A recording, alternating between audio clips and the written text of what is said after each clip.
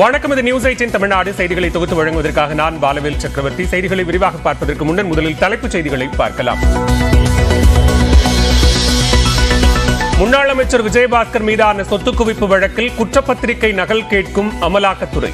புதுக்கோட்டை மாவட்ட அமர்வு நீதிமன்றத்தில் மனு தாக்கல்.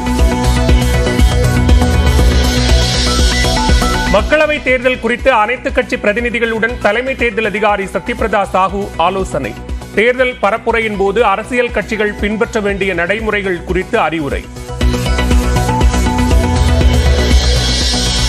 தஞ்சையில் நடைபயிற்சி சென்றவர்களிடம் வாக்கு சேகரித்த முதலமைச்சர் மு க ஸ்டாலின்.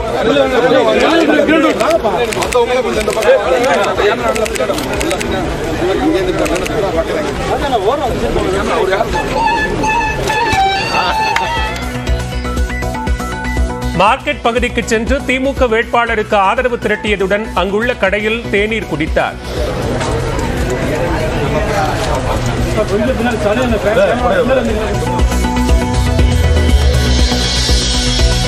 தமிழ்நாட்டிற்கான காங்கிரஸ் வேட்பாளர் பட்டியல் இன்று வெளியாக வாய்ப்பு. புதுமுகங்களுக்கு வாய்ப்பளிக்க தமிழ்நாடு காங்கிரஸ் கமிட்டி வலியுறுத்திய நிலையில் வெற்றி வாய்ப்புள்ளவர்களை வேட்பாளராக்க ராகுல் காந்தி கோரிக்கை வைத்ததாக தகவல். 40 மக்களவை தொகுதிகளுக்கும் தேர்தல் பணிக்குழு பொறுப்பாளர்களை நியமித்த அதிமுக. கொங்கு மண்டலத்திற்கு எஸ்பி வேலுமணி, தங்கமணி, செங்கோட்டையன், சென்னைக்கு ஜெயக்குமார், தமிழ்மகன் உசேன் உள்ளிட்டோரும் நியமனம். கோவையில் கிறிஸ்தவர்களை சந்தித்து வாக்கு சேகரித்த திமுக வேட்பாளர் கணபதி ராஜ்குமார். கோவை, பொள்ளாச்சி வேட்பாளர்களை அறிமுகம் செய்து பரப்புரையை தொடங்கிய அதிமுக.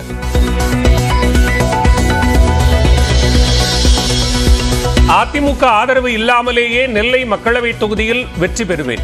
நியூஸ் 18 தமிழ்நாடு ஆசிரியர் கார்த்திகை செல்வனுக்கு அளித்த நேர்காணலில் நயினார் நாகேந்திரன் நம்பிக்கை. மோடிக்கென்று இப்போ ஒரு தனியாக ஒரு அலை உருவாகி இருக்கிறது.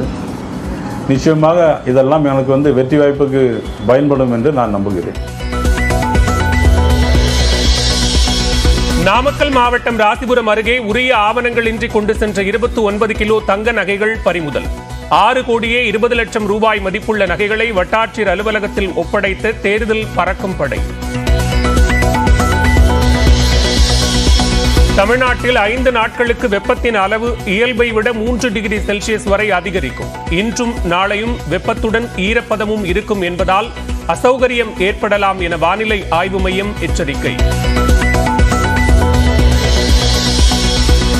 அரசியலில் மதத்தை கலந்தது போல இசையிலும் குறுகிய அரசியலை கலக்க வேண்டாம் என முதலமைச்சர் மு க ஸ்டாலின் வேண்டுகோள். TM கிருஷ்ணாவுக்கு சங்கீத கலாநிதி வழங்கிய விவகாரத்தில் பெரியாரை தேவையின்றி வசைபாடுவது நியாயமல்ல என்றும் கண்டனம். பூட்டான் தலைநகர் திம்புவில் இந்திய நிதியுதவியில் கட்டப்பட்ட மருத்துவமனையை திறந்து வைத்தார் பிரதமர் நரேந்திர மோடி. 2 நாள் பயணத்தை முடித்துக் கொண்டு நாடு திரும்புகிறார்.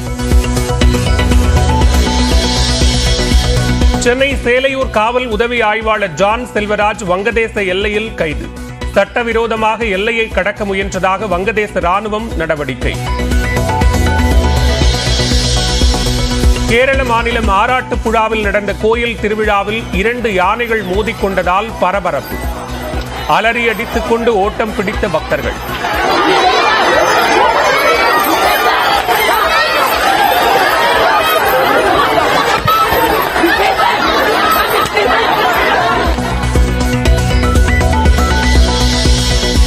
திரிணாமுல் காங்கிரஸ் வேட்பாளர் மகுவா மொய்த்ரா வீட்டில் சிபிஐ சோதனை. கொல்கத்தாவில் அவருக்கு சொந்தமான இடங்களிலும் சோதனையில் ஈடுபட்டுள்ள அதிகாரிகள். வரும் செவ்வாய்க்கிழமை சென்னையில் நடைபெறும் சென்னை குஜராத் IPL போட்டிக்கான டிக்கெட்டுகள் 10 நிமிடங்களில் விற்று தீர்ந்தன. ஆன்லைன் வரிசையில் 2 மணி நேரம் காத்திருந்தும் ரசிகர்கள் ஏமாற்றம்.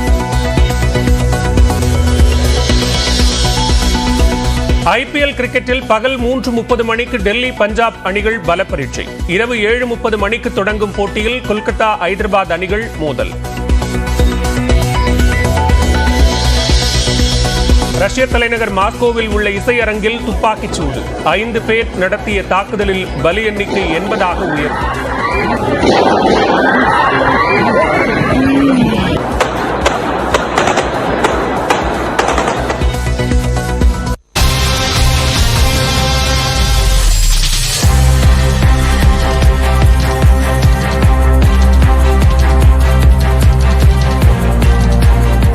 தற்போதைய அண்மை செய்தியை பார்க்கிறோம். கோவையில் அதிமுகவுக்கும் திமுகவுக்கும் இடையில்தான் போட்டி என முன்னாள் அமைச்சர் SP வேலுமணி பேசியிருக்கிறார்.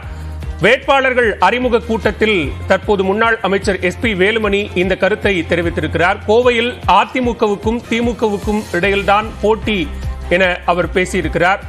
அதிமுக சார்பில் தற்போது வேட்பாளர்கள் அறிமுக கூட்டம் என்பது நடைபெற்று வருகிறது. இந்நிலையில் கோவை மக்களவை தொகுதியை பொறுத்தவரைக்கும் அதிமுகவுக்கும் திமுகவுக்கும் தான் போட்டி என்கிற கருத்தை தற்போது SP வேலுமணி தெரிவித்திருக்கிறார். அந்த காட்சிகளை தற்போது பார்க்கலாம்.